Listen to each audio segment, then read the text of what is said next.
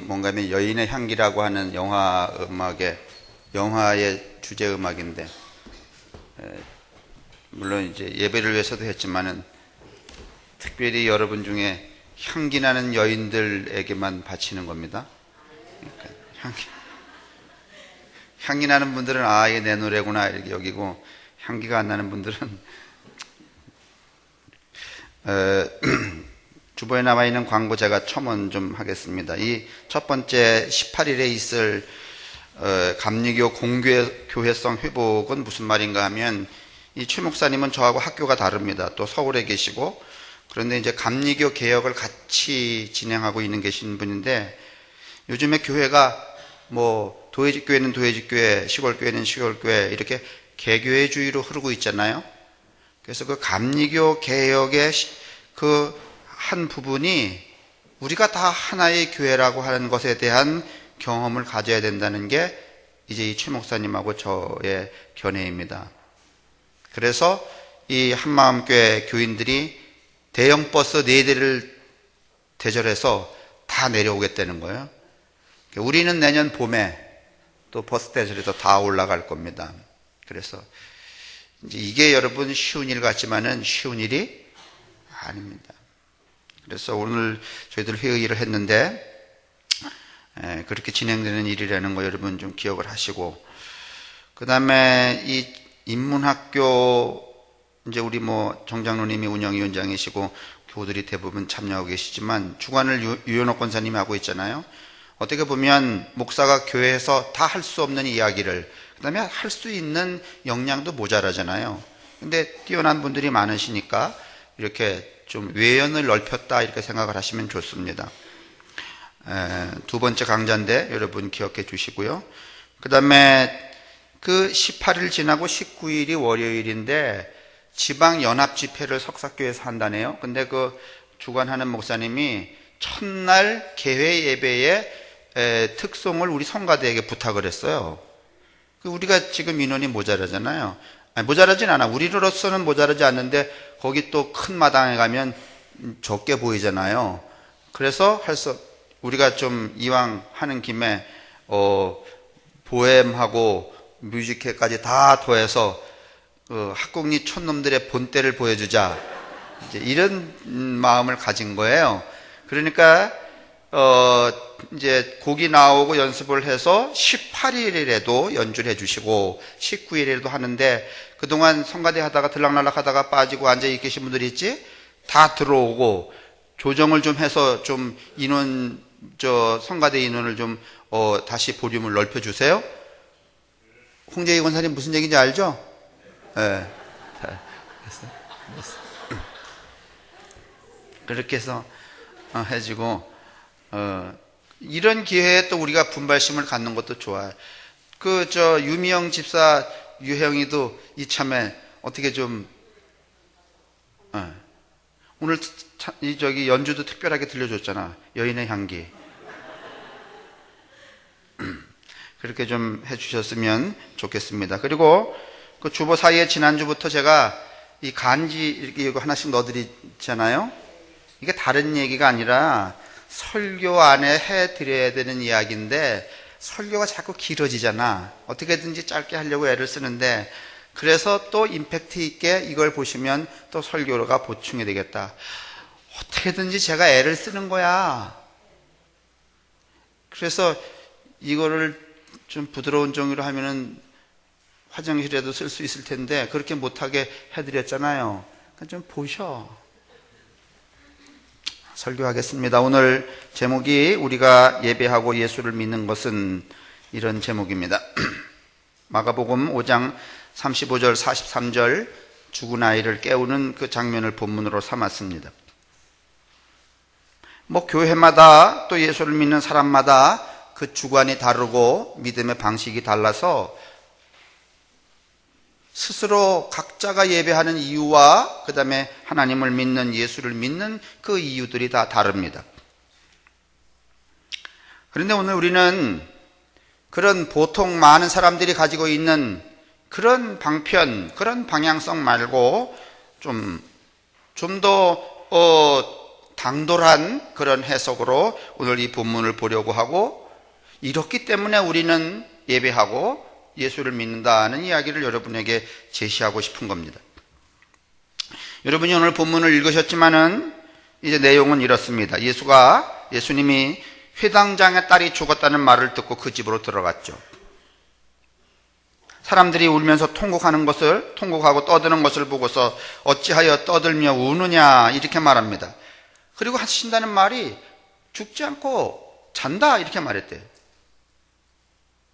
여러분은 이 본문을 읽으시면서 죽었는데 예수님이 그냥 은유적으로 또는 예수님 입장에서 영적으로 자는구나 이렇게 말했다고 여러분이 생각을 하시는데, 여러분 그건 오해입니다. 왜냐하면 본문을 한번 다시 봐주세요. 39절에 이렇게 되어 있습니다. 들어가서 그들에게 이르시되 너희가 어찌하여 떠들며 우느냐, 이 아이가 죽은 것이 아니라 잔다 하시니. 그랬죠? 이 잔다는 말이 은유거나 그냥 비유적 해석이 아니라는 말은 40절에 보면 되는데, 40절에 잔다 그러니까 그들이 예수를 보고 어떻게 했더라? 그러면 다른 사람들이 비웃었다는 얘기는 진짜 잔다는 얘기로 들었다는 거야? 아니면은 은유로 들었다는 거야? 무슨 얘기? 잠깐 정신 똑바로 차리고 대답을 하세요. 그렇게 그냥 장꼬대 하듯이 대답을 하실 수 있는 게 아니야. 예수님이 죽은 게 아니라 잔다 그랬어요. 그러면 대중들이 죽었는데 예수님이 예수님이니까 잔다고 은유로 말하는구나 이러면 비웃어 안 비웃어? 정신 안 차리셔? 죽었단 말이야 진짜로. 근데 예수님이니까 죽었다고 말하지 않고 잔다고 말해. 그걸 이짝 사람들이 듣고서는 예수님이니까 그렇게 말씀하시는구나 이렇게 이야기하면 비웃어야 돼? 아니면은 비웃지 말아야 돼? 근데 비웃었다는 거야. 그 말은 무슨 말이야? 은유로 들었다는 거야? 아니면 진짜 잔다라고 들었다는 거야? 맞아요?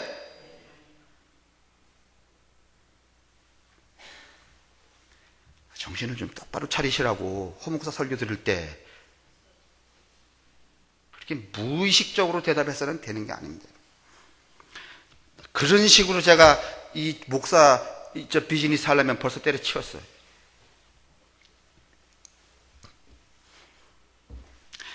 그러므로 여러분, 여기서 자고 있다는 이 헬라어 동사를 우리가 잘 이해해야 돼요.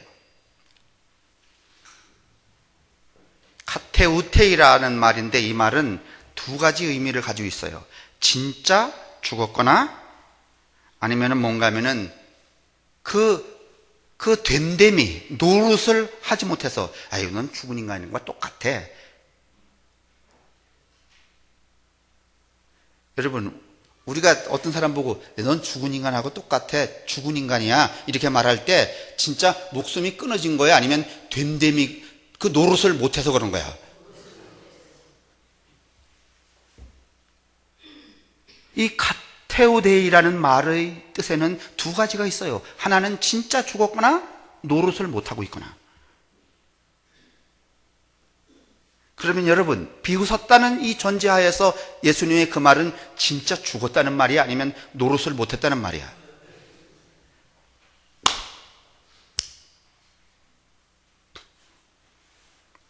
그러니까 여기서는 예수께서 직접 죽은 것이 아니다 이렇게 말씀을 하셨기 때문에 여러분, 예수님 말씀을 좀 믿으세요. 예수님이 뭐라고 말한가 하면 죽은 게 아니다. 왜 여러분 멋대로다가 말이지 그거를 죽었는데 그렇게 말씀 안 하시는 거지? 예수님이니까. 왜 이따위로 생각해? 예수님이 안 죽었으면 뭐요? 안 죽은 거지. 어떤 거는 말이지 믿습니다 하고 이딴 건 왜 안 믿습니다야. 아주 엿장사 고무질빵이야. 안 죽었어. 예수님이 뭐라 그랬어요? 죽었대 안 죽었대? 안 죽었대. 그러면 죽은 거야 안 죽은 거야? 안 죽은 거야. 그러면 이 전제하에서 이 성경을 볼 수는 없어요? 근데 이제 목사들이 그렇게 안 해. 왜냐하면 일단 죽였다가 살려야 뭐가 있음직하니까. 그죠? 아이, 그냥 우리가 터놓고 얘기하면 그래요, 안 그래요? 또 어디 가서 그래요 이렇게 하지 마요. 알았죠? 오늘 이 본문은 두 번째 의미입니다. 진짜 죽은 걸 말하는 게 아니에요.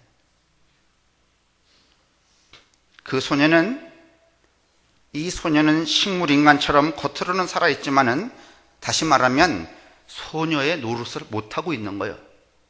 자, 왜 그럴까? 왜 소녀는 그런 상태가 되었을까?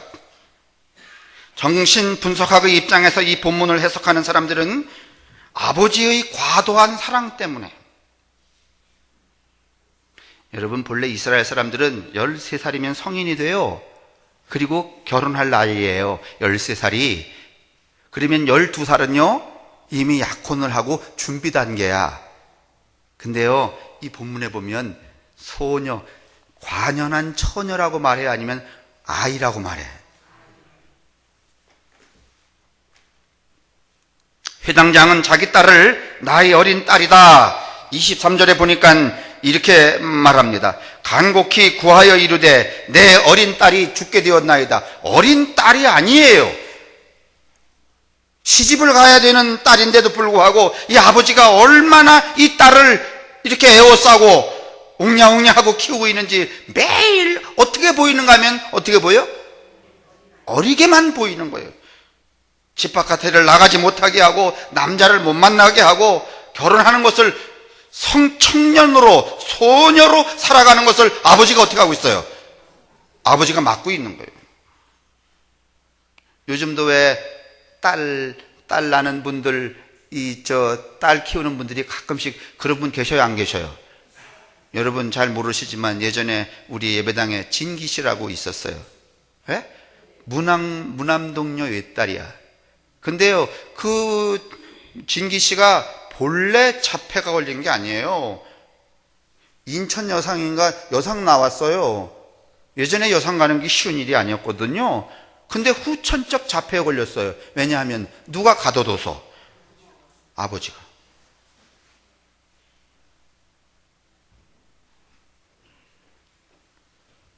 회당장은 자기 딸을 나의 어린 딸이라고 부르고 있습니다. 그 소녀는 12살이었는데 당시 이 나이는 결혼 정년기였습니다. 그런 딸을 나의 어린 딸이라고 부른 것은 그가 딸에게 병적으로 고착되어 있었다는 것을 의미합니다. 다시 말하면 이 소녀로 살아가야 될, 결혼하고 남자를 만나고 아이를 낳고 인생의 고통을 경험하고 그렇게 성년으로 살아가야 될 이 여자가 누구에게 붙들려서? 아버지에게 붙들려 있는 겁니다. 살아있으나 살았다고 말하기 어려운 중.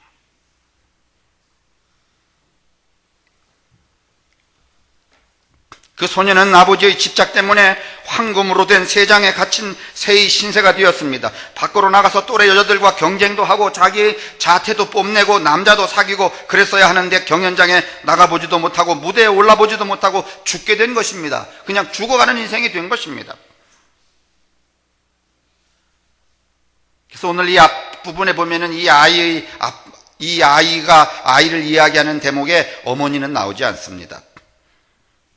나중에 이 40절에 보면은 이제 그제서야 뭔가 하면 소녀가 일으킴을 받은 다음에 40절 보면은 그들이 비웃더라. 예수께서 그들을 다 내보내신 후에 이 아이의 부모와 또 자기와 함께 한 자들을 데리시고 이 아이 있는 곳에 들어가서 이때 비로소 부모, 어머니가 나옵니다. 다시 말하면 아버지에게 귀속됐던 한 존재가 비로소 엄마 아버지의 뭐가 되는 거예요? 딸이 되었을 때.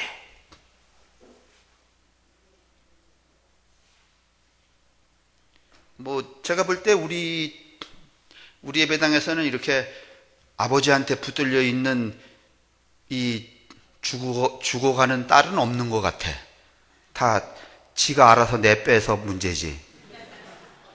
그런데 여러분, 문제는요, 아버지에게 붙들려 있는 딸에게만 해당되는 게 아니에요. 남편에게 붙들려 있는 아내도 있어요.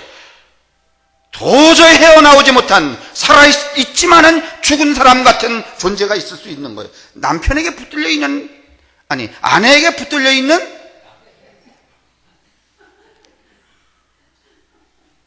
예전에 우리가 저기 울릉도 갔더니 거기 가면은 누가 계신가 하면은 방송국에 근무하다가 퇴직금 받아서 마누라한테 부인한테 다 주고서는 홀가분하게 떠난 분이 계셔요. 우리가 그분 만나러 갔더니 이제 조장로님도 가시는데 여러분들이 그러시더군요. 나도 돈만 있으면 마누라에게 턱 주고선 잘 있어 하고선 확 떠나고 싶다고. 아니, 뭐 누구라고 내가 안장로님이셨나?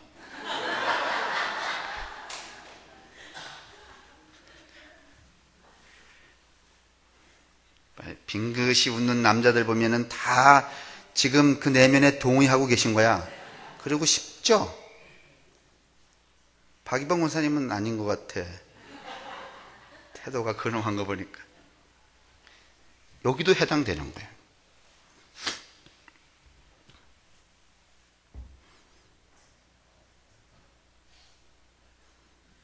그 소녀는 지난 12년 동안 주체가 아닌 아버지의 꼬마로 살았습니다. 자기가 이미 결혼 정령기의 여자라는 것도, 자기 속에 남자와 결혼하고 싶은 욕망이 있는 것도 알지 못하고 그저 깊은 잠 속에서 꿈만 꿀 뿐이었습니다. 살았으나 죽은 거나 다름이 없었습니다. 예수께서 달리다곰 하고서 소리를 지른 것은 소녀를 잠에서 깨어나게 하였고 아버지와의 병적인 관계를 끊고 일어서게 하였습니다. 이것은 마치 무슨 아리키메데스라는 사람이 유레카 하고 소리친 것과 같고, 그 다음에 또 이 청거부기들이 말이지 알아서 깨내는 뭐 카본클과 같은 것이라고 말할 수 있어요. 소녀야 일어나라. 이 목소리, 이 사태 하나 때문에 이 꼬마는 어린아이에서 무엇으로 바뀌어졌어요? 소녀로.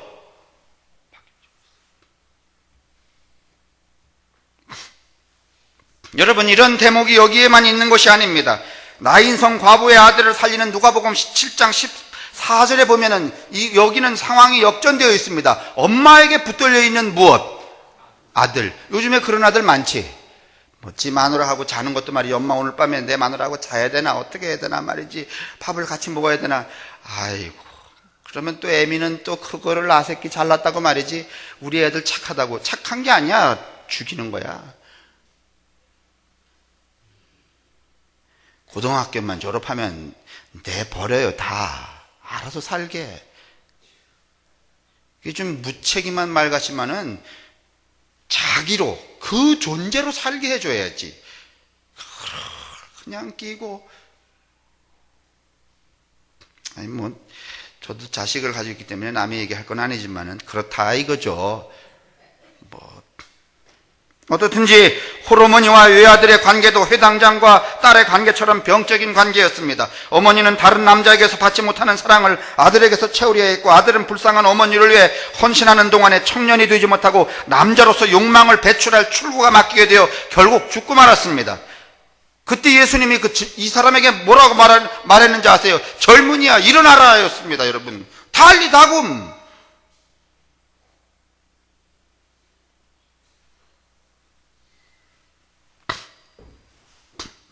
이 예수의 음성은 그 병적인 관계를 끊어버리는 것이었어요.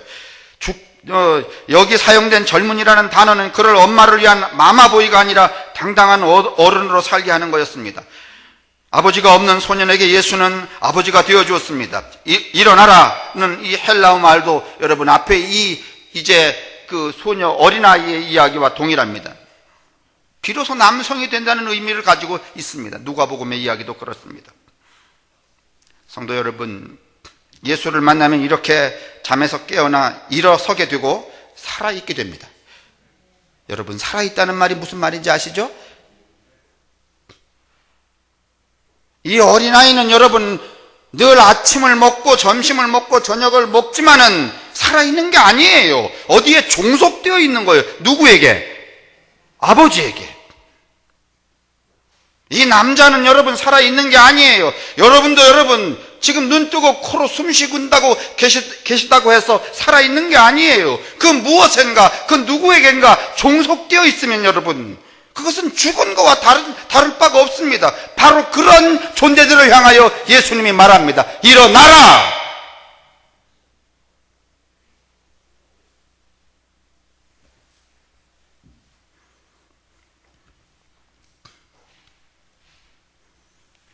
그런데 여러분, 이 심리학에서 우리가요, 이 웬만하게 살아있는 것을 우리는 참 용인하기 어렵다네요. 이 아이건이라고 하는 심리학자가 하는 말인데, 여러분, 이제 우리는 대충 이렇게 나이가 들었잖아요.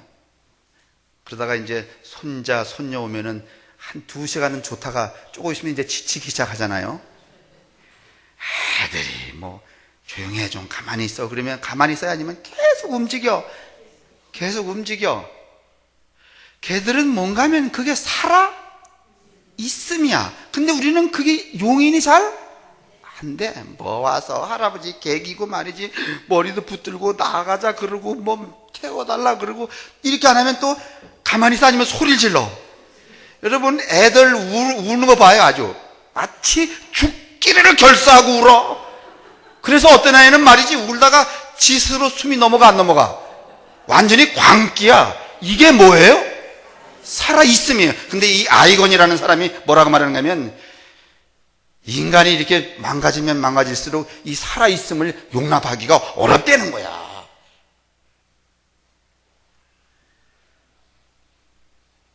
그런 것 같지 않아요? 그러니까 여러분, 우리가 이제 아이들을 보거나 손녀를 볼 때 아이들이 그냥 막 그렇게 막 움직이고 소리 지르고 땡깡 쓰고, 그게 정상이고, 그걸 용납 못하는 우리가 어떻게 한 거야? 그 여러분 인정하시겠어요? 근데 우리는 누구가 정상이라고 생각하고, 그래서 이제 그때부터 얘한테 뭔가 하면 강요하기 시작하는 거야. 통제. 뭔가 하면은 조용히 시키야. 여러분, 살아있음을 어떻게 하는 거야? 살아있음을 침탈하는 거예요. 여러분이 뺏는 거예요. 여러분, 이거 나쁜 거야, 아주. 좀 심한 어머니는 붙들어 매기도 하고, 뒤들에 패기도 하고. 좀 심지어는 말이지, 이렇게 말하잖아요. 아유, 이거 정말 내가 난 새끼인지 모르겠어. 이런,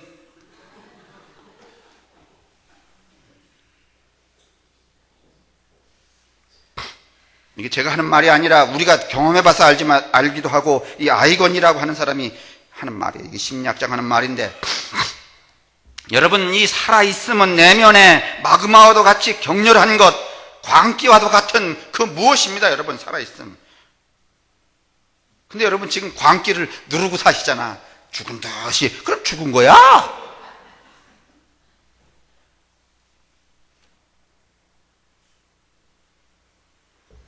우리는 우리 내면의 광기를 경험하면 그것을 감당할 수 없어서 자신을 여러분 소멸시킵니다.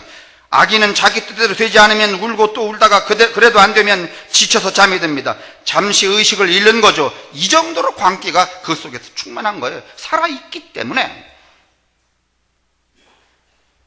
성인이 되어도 이것은 여러분 변하지 않습니다. 그래서 힘들면은 여러분, 힘들어 견디지 못하면 술에 취해 잠이 들기도 하는 거, 여러분 그 이해하셔야 됩니다. 그것도 여러분 소멸되면 그 인간은 죽은 인간이야. 술 먹는 걸 탓하지 말고, 그렇다고 술을 또 쫙 용납하겠다는 건 아니에요? 살아있음을 말하는 거니까. 오늘날 많은 사람들이 힘들어하고 살아남지 못하는 것은 여러분, 이 세상의 교육과 제도가 인간은 본래 정신적인 존재, 이성적인 존재 또는 영적인 존재라는 전제를 갖고 그런 것을 강요하기 때문에 그렇습니다. 그 광기를 여러분 자꾸 소멸시키기 때문에 그래요. 그 살아있음의 불안함을 여러분 소고해버리기 때문에 그래요. 여러분요, 이 한 국가나 한 가정이 살아있으려면요, 사건이 없어야 돼? 아니면 사건이 매일 터져야 돼? 아무 문제가 없는 집안은 무슨 집안이야? 죽은 집안이에요, 여러분. 아무 문제가 없는 사회는 여러분 죽은 사회예요. 살아 생동하는 사회는 여러분, 파도 보세요, 바다. 여러분, 호수가 조용하면 거기다 뭐 끼어요? 물청대 끼죠? 여러분, 그 다음에 무슨 이끼벌레 같은 거 끼죠? 여러분, 썩어버려요. 왜 바다에 여러분 저 고기가 없는지 아세요? 뭐가 안 와서? 태풍이 안 와서. 아이, 또 무슨 처음 듣는 것처럼 들으세요. 이거 애들 책에도 나오는데. 여러분, 바다에 여러분 고기가 많아지려면 뭐가 일어나야 되는 거야? 태풍이 일어나서 말이지, 풍랑이 일어나야 여러분 고기가 사는 겁니다. 그게 살아있는 거예요. 그러면 사회가 그렇고 자연이 그렇고, 자연 얘기 나왔으니까. 또 5분밖에 안 남았는데 이게 지금 3000%가 나면. 제가 어제 저 방천이라고 저 옴리 넘어 있는 길을 이제 걸었는데, 제가 한참 걷다 보니까 민 목사님이 이렇게 말해요. 그 전에 우리가 여기 한 번 왔다 간 것 같아요. 그랬더니 조장로님이, 한 번은 한 100번 왔다 갔지. 전화 받으세요. 방천리 이장 같아. 제가 무슨 생각이 뻗떠 들었냐면, 자연은 거기 방천리는 그대로 있는데 나만 왔다 갔다 했잖아요. 2번, 3번. 그러면 존재론적으로 방천리가 주인이야? 내가 주인이야?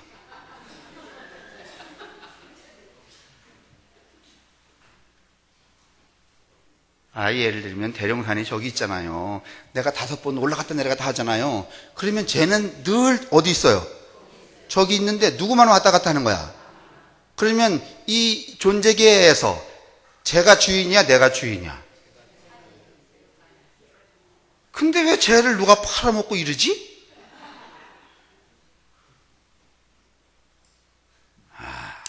어제 일어난 생각이에요.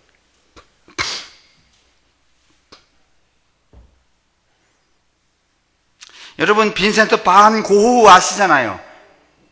이 사람 그림이 유명하다는 거 아시잖아요. 근데 여러분, 이 사람이 그냥 죽은 사람이었어요? 아니면 광기가 넘실거리는 사람이었어요? 얼마나 광기가 넘실거리면 뭐까지 잘라? 지 귀때기까지 자르잖아요. 여러분, 이 정도의 광기가 있어야 그런 비범한 그림을 그리는 거지. 조용했어 봐, 고요했어 봐, 그 광기를 잠재웠어 봐요. 여러분, 뭐 그런 그림을 그릴 수 있나?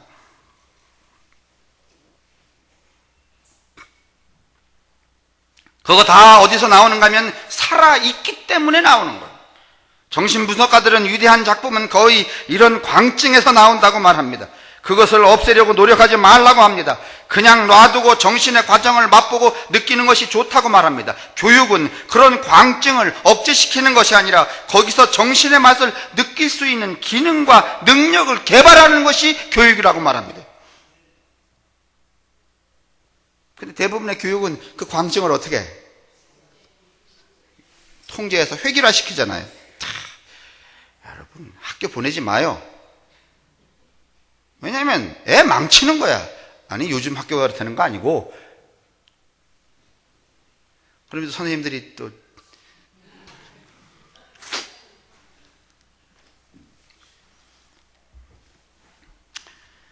여러분, 이제 성경 안으로 제가 들어가야 되는데요. 우리는 무의식 중에 파괴는 악이고 건설은 선이라고 그렇게 사고를 합니다. 그렇지 않습니다. 하나님은 창조하는 분이시기도 하지만은요, 파괴하는 분이시기도 합니다.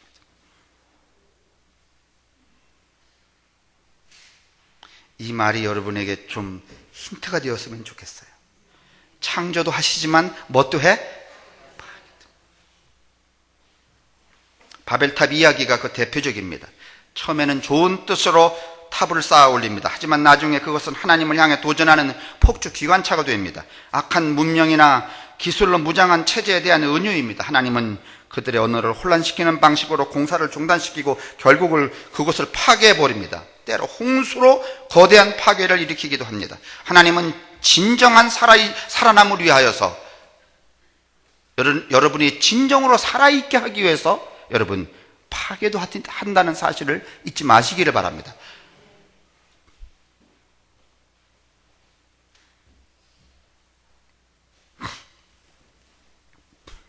예수가 그런 분입니다. 예수님은 여러분 온순하고 조용한 분이 아닙니다. 목소리도 매우 큰 분입니다. 가끔씩 이 설교 동영상을 보는 외지의 어떤 분들이 왜 이렇게 허 목사님은 소리를 지르시냐고. 조용하게 하면 완전히 설교가 서울 스타일일 텐데 소리를 지르기 때문에 학공리 스타일로 바뀐대나? 천만에.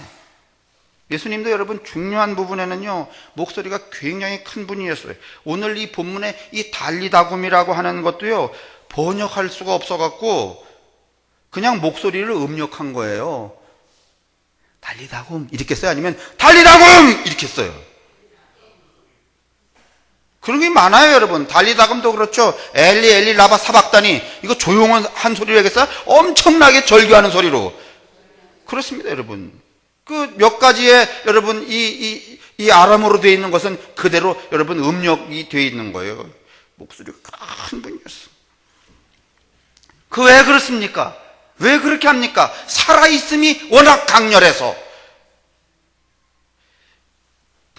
여러분 애들도 여러분 커서 기죽고 말이지 눈치 보고 그런 애들이 큰 소리로 말해? 아니면 아주 이렇게 찡그리고 기어 들어가는 소리로 해?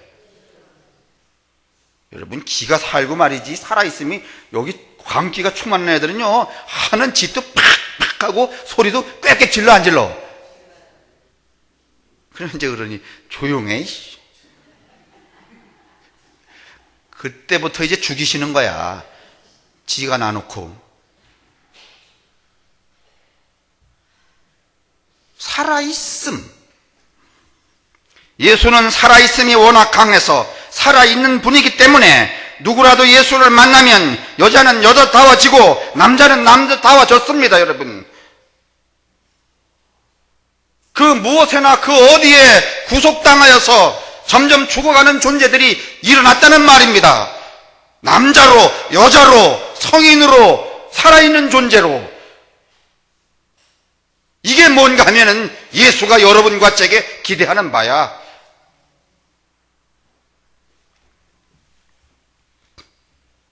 자기 욕망에 부끄러워하지 않고 주체를 세울 수 있었습니다. 세리도 죄인도 창녀도 예수 앞에서는 여러분 조금도 여러분 주눅들지 않고 당당하게 일어서는 그 비결, 왜 그랬을까요? 예수를 딱 보면서 느낀 거야. 아, 살아있는 게 이런 거로구나 말이지. 예수가 살아있음으로 충만한 것은 파괴를 용인했기 때문입니다. 파괴를 용인했다는 것 여러분 기억하세요. 그는 억지로 강요된 순응이나 복종을 말하지 않았습니다. 예수는 이렇게 말합니다. 내가 세상에 평화를 주려고 온 줄로 생각지 말라. 평화가 아니라 칼을 주려고 왔다. 마태복음 10장 34절의 말씀입니다. 도리어 분열을 일으키러 왔다. 이제부터 아버지가 아들에게 맞서고 아들이 아버지에게 맞서고 어머니가 딸에게 맞서고 딸이 어머니에게 맞서고 시어머니가 며느리에게 맞서고 며느리가 시어머니에게 맞서며 서로 갈라질 것이다. 누가복음 12장의 말씀입니다. 이게 이해되십니까 이제?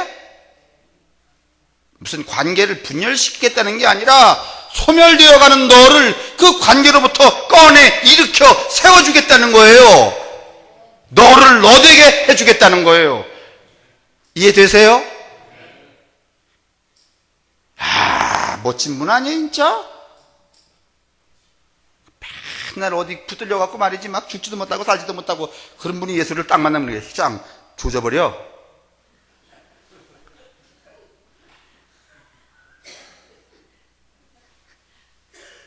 여러분 힘이 안 생겨요? 근데 그게 쉬운 일이? 근데 예수 앞에 떡 쓰면은 누가 그런 삶의 양식을 막 보여줘? 예수가 말이지. 말로만 그러시는 게 아니라 그냥 막 힘을 얻는 거예요. 그러니까 창녀와 세리와 이런 사람들이 말이지 딱 예수는 앞에만 서면 자신감이 빡 생기는 거야. 아, 나도 어떻게 할 수 있다? 할 수 있단 말이지. 여러분 이게 복음이야. 여러분 오늘 이 말씀 중에 여러분 어디 눈빛이 곱고 선하고 상냥한 며느리 아들 딸이 어디 있습니까? 맞서고 대들고 갈라진다고 하지 않습니까? 예수는 이런 방식으로 사람들을 살아남게 하였습니다. 오늘 우리가 이 세상에서 살아남으려면 이 세상에 사는 비결은 예수처럼 이렇게 맞서야 하고 갈라져야 하고 분열해야 됩니다. 과감하게. 이게 포괄적 의미지만 우리는 너무 총화단결, 일사불란, 멸사봉공.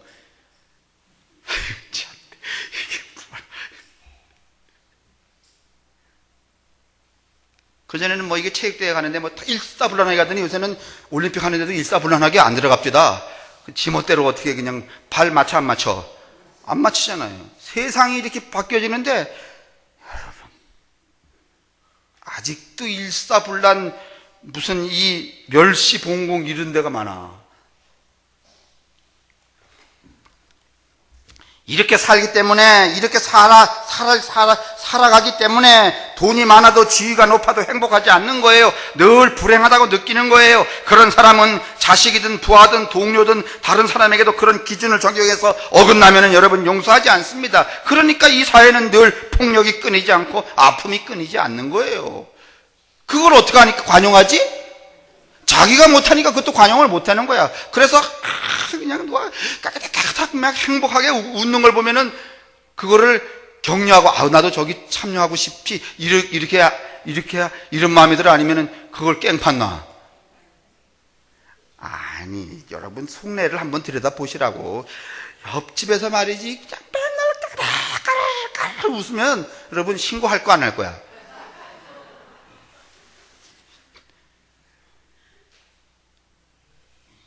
여러분 우리 사회가 이게 진짜로요 아주 이 멘탈 클리닉의 도가냐.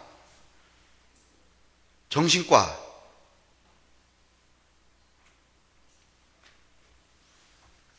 여러분 우리는 존재하기 위해서 불구와 익숙해져야 됩니다. 이 불구라고 하니까 무슨 불구인가 하면 결핍장애, 부족, 불완전한 존재 없는 것, 뭐 이런 용어들과 친해져야 됩니다.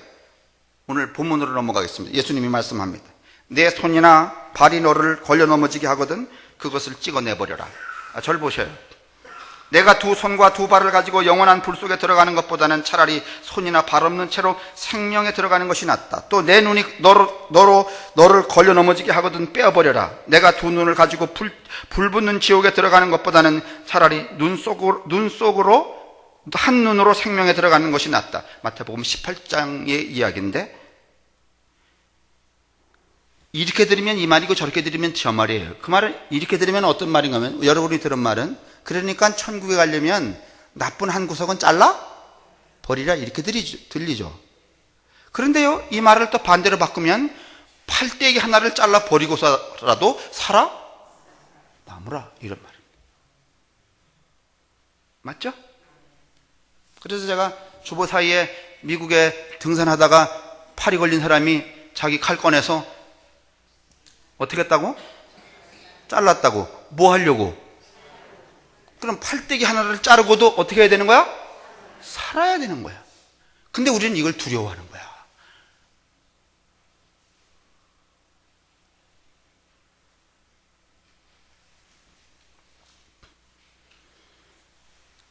이 구절을 우리는 지옥에 들어가지 않기 위해서 나쁜 습관을 끌어버리라는 말로 은유적으로 해석을 합니다. 물론 그런 해석도 가능하겠죠. 하지만 더 깊은 의미는 파괴를 하든 불구가 되든 어떻게 해서든지 존재하라는 것입니다. 살라는 것입니다. 그러면 예수님이 우리에게 가르치는 것은 죽기를 가르치는 거예요? 살기를 가르치는 거예요?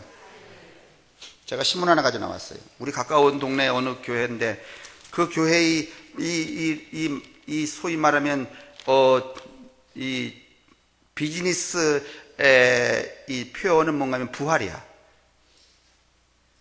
모든 게 부활에 관계되어 있어. 이거 우리가 다 이야기할 수는 없지만 이제 예전에는 뭐 부흥, 성장, 치유, 신유, 기적 이게 이제 교회의 트렌드였어. 상품이었어. 근데 이제 이런 거 안 사나 봐. 구매자들이. 그러니까 이제 어디로 가는 거면 부활로 가고 있는 거야. 그럼 여러분에게 물어봅시다. 예수님이 진짜 부활을 기대한다면 죽은 사람을 살려야 돼, 살리지 말아야 돼? 아니 부활이 예수가 주장하는 바라면 죽은 사람을 살리면 또 안 뒤지나? 부활이 목적이라면 그냥 죽었으면 어떡한 채로? 죽은 채로 내비뒀다가 어떻게 하면 되지? 근데 예수님은 그렇게 하지 않으시잖아요. 그 부활이라는 기제는 여러분 예수님의 그 삶의 의식구조, 무브먼트 액션 중에 들어있지 않은 거예요. 후대인 누군가가 뭔가 하면 그 장치를 만든 거야.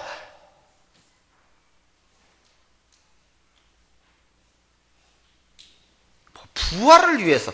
여러분, 근사하긴 하지만은 여러분 진짜 예수를 오해하는 부분입니다. 예수님은요, 파란 떼기를 잘라서라도 어떻게든지 어떻게 하라는 거야? 생존하라는 거야, 여러분. 그래서 오늘 이 말씀을 하시는 거야. 우리가 살아남기 위해서는 이러한 결핍, 불구, 파괴를 용인해야 됩니다. 시도해야 됩니다. 두려워하지 말고 여러분 이렇게 택션, 이렇게 도전을 해야 돼.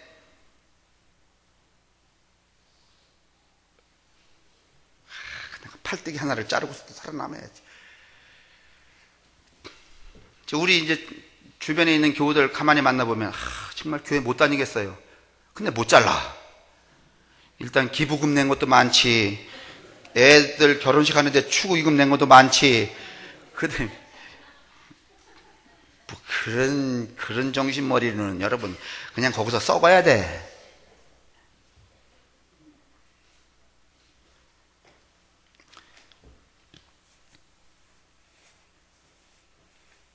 오늘날 우리는 최고, 완벽, 온전 이런 것을 추구하며 살아갑니다. 그래서 사람들이 점점 병들게 되고 살아남을 수가 없습니다. 2등은 기억하지 않는다, 이런 광고가 있습니다. 사람들은 1등, 최고, 인류를 향해 몰아갑니다. 이의 제기나 독특함, 건방진, 규칙 어김 이런 것들을 용납하지 않습니다. 이런 사람이 있으면 낙인을 찍어버립니다. 예배당은 특히 더 합니다. 목사가 오늘 이런 설교했는데 저쪽에서 밥 먹다가 아니야, 나는 오늘 목사님하고 생각이 좀 달라, 이러면 그날로 찍히는 거야. 그냥 찍히면 괜찮은데 그 순간 마귀가 그 속으로 어떻게 한 거야? 들어가 버린 거야. 여러분, 이게 얼마나 무시무시한 짓입니까? 그런데 대중이 그걸 꼼짝 못하는 거야. 쉬쉬 하고 말이지. 썩어야 돼 거기서.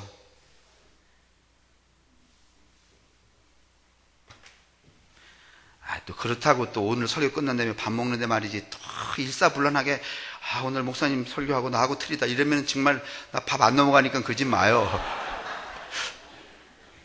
그래도 몇 사람은 정말 속이 시원하다 이래야 그래도 또 새로운 힘을 얻고 다음 주일 설교 준비하고 이러지 않겠어요?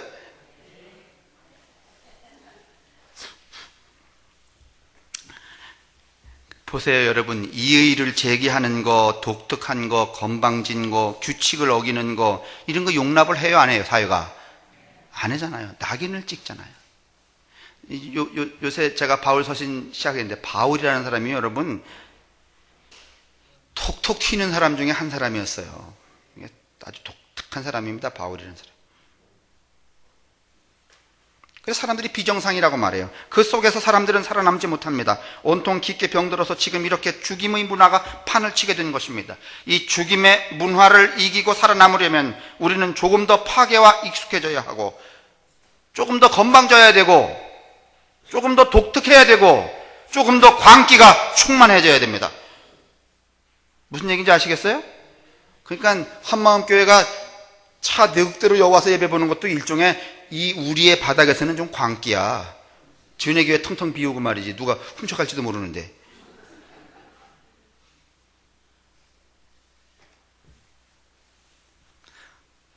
그 목사님이 목사님 그러면 설교는 허 목사님이 내가 왜 그 어려운 일을 하겠습니까? 서울서 오시는 양반이 우리 저기 학궁리 교인들에게 그 서울 목사의 아주 매끄러운 서울은 정말 다르구나 이런 걸 보여줘야 안 되겠습니까? 그랬더니 또 좋아하시더라고.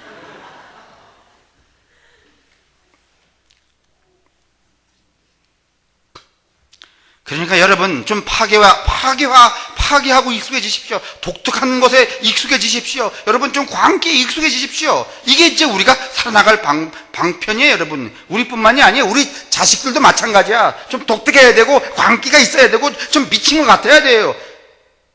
맨날 처박혀 가서 1등만 하겠다고 이건 버려야 돼요, 여러분. 그런 자식 기르려면 안 돼.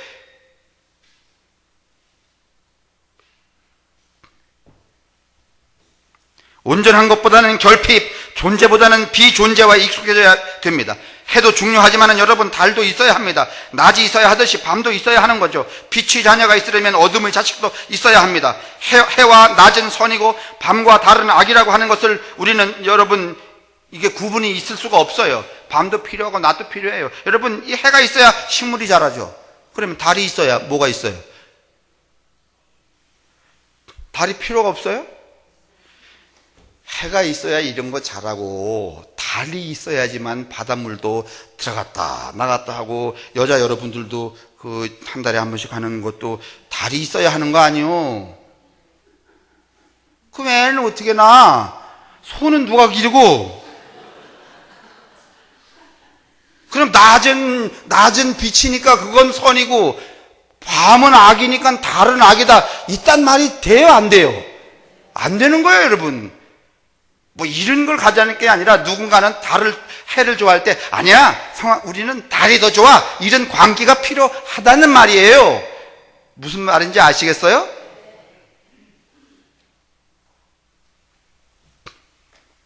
그래 여러분, 달이 있어야 이 조석 간만에 차가 있고 밀물과 썰물이 있어서 파도가 치고 그래야 여러분 바다가 여러분들 살아있지. 만약에 달이 없으면 달의 중력을 받지 않으면 여러분 바다가 다 고요해. 대서양, 인도양, 태평양이 그냥 고요해. 그럼 어떻게 되는 거야? 순식간에 시궁창 되는 거예요, 여러분.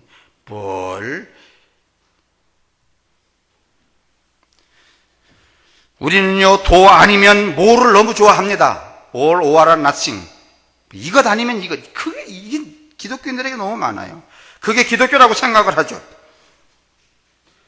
그렇기 때문에 오늘 뭐라고 말하는 거면 오직 부활을 위해 삶이라고 하는 게 소모품인 줄 알아. 그렇지 않습니다.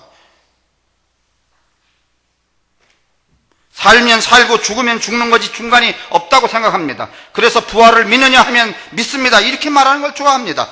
하지만은 힘들 때 조금씩 살아남는 방법은 모릅니다. 부활은 믿지만은 금전적 손해를 입거나 인간관계가 실패하거나 하면 금세 세상이 끝난 것처럼 좌절합니다. 예수는 세상을 그런 식으로 보지 않습니다. 예수님이라고 단 한 번의 명령으로 병을 고치는 거 아닙니다. 여러분 가만히 보면은 한 방에 고쳤어요? 아니면 한 번에 이렇게 눈 이렇게 했는데 안 나서 또 두 번 했어? 예수님도 여러분 안수가 50% 성공률밖에 없어. 근데 요즘 목사들은 또 아주 뭐야? 그렇지, 한 방도 아니야. 전화로 다 해. 야, 정말 예수님 오시면 꼬리 내리고 일찍 가셔야 돼. 뭐 이래?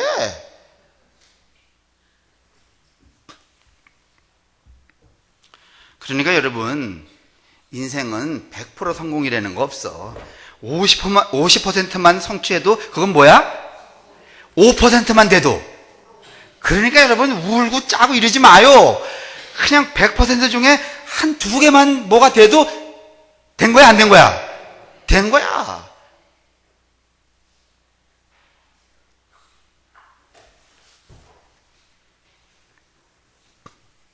본래 여러분 인생이라는 게 실패하고 혼돈이고 건방지고 말 안 듣고 선하지 않고 파괴적이고 존재하지 않는 거, 이런 것들이 복합적으로 인생입니다. 여러분, 우리는 100% 부활을 믿는 것보다는 5% 살아남는 거, 생존하는 거, 그걸 여러분 우리들의 믿음과 예배의 가치로 여겨야 돼요.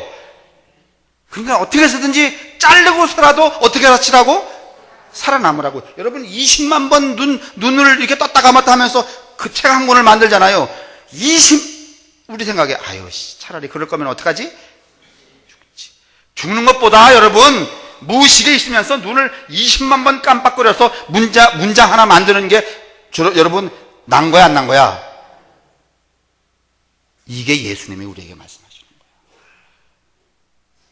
거예요. 얼마나 위대하신 말씀. 자, 이제 정리하겠습니다. 오늘 우리가 예수를 예배하고 예수를 믿는 것은 이 죽음으로 몰아가는 세상에서 예수처럼 살아남기 위해서입니다. 예수처럼 여러분도 자녀를 향해서 또 주위 사람들을 향해서 자기 자신을 향해서 뭐라고 말해야 되는가 하면 일어나라 이렇게 말해야 돼요. 소녀에게 일어나라 이렇게 말했던 것처럼, 청년에게 이렇게 말했던 것처럼 우선은 여러분 자신에게 말해야 돼요. 달리 다굼. 여러분이 자녀에게도 말해야 되고 이웃들에게 말해야 돼요. 우선은 누가 먼저 일어나야 돼?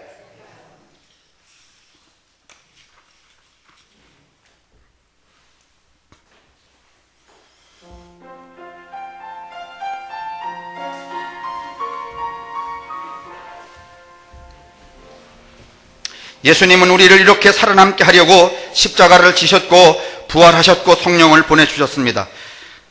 당신의 사랑하는 모든 성도 한 사람 한 사람이 예수와 함께 살아나는 일어나는 또 눈뜨는 그런 축복을 허락하여 주옵소서.